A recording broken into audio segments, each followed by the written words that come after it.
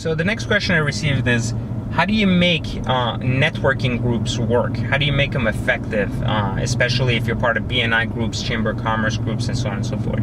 I think the first place you're gonna really see that a lot of people in BNI groups and Chamber of Commerce or any type of groups where you're trying to get referrals and leads from one another fail is everybody goes to these groups expecting to get business. Very few people actually go into these groups understanding that they're gonna have to give business to kind of be accepted into the circle. So just because you pay $35 at the door to get in a networking group does not mean that everybody at that group now trusts you and has an opportunity to do business with you. Like, people are not gonna refer you business, they're not gonna give you business, they're not gonna give a shit, right? So, the best thing to do if you're trying to grow a network out of a group, in anything, could be in a corporate job, it could be in a personal training job, it could be in anything you'd want to do, right? Is to really go there, understanding the first time you go there, who physically actually goes there.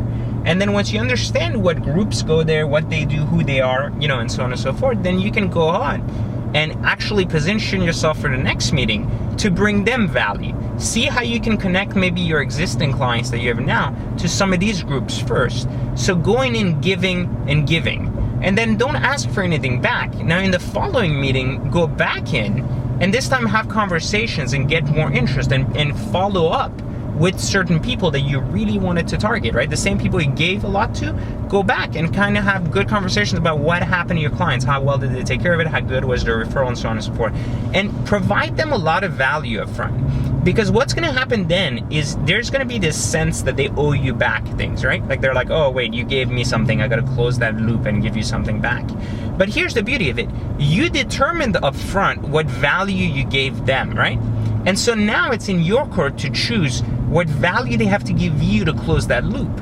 And so don't be afraid at that point to really ask for what it is you're looking for. Don't just ask for anything like, hey, it's okay, I want anything you can give me, any referrals you can give me. Specifically ask for what it is you're looking for. If you're looking for men under 40 that are gonna be good at training, like personal training clients, then make sure that that's what you're asking for. Ask if they have any clients in their portfolio that are under 40 successful and fit the criteria you need.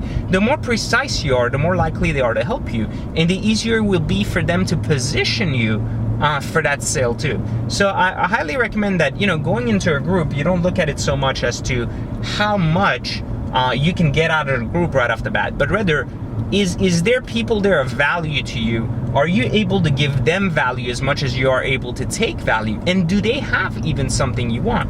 A lot of times we go to groups just to go to groups. Back when I was in banking, I remember my boss used to tell me, send the managers that work for you to these BNI groups and so on and so forth. But half of them were like retarded, so they didn't even understand how to make relationships.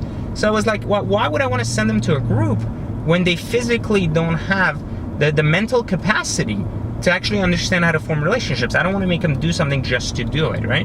So going to groups without an agenda, without having a plan and a way to execute, is going to ultimately just slow you down and keep you from getting the real outcome you're looking for, which is ultimately grow more sales. So try to focus on that, and I think you could do really well using different groups, regardless that it's for your own business or if you're working for others.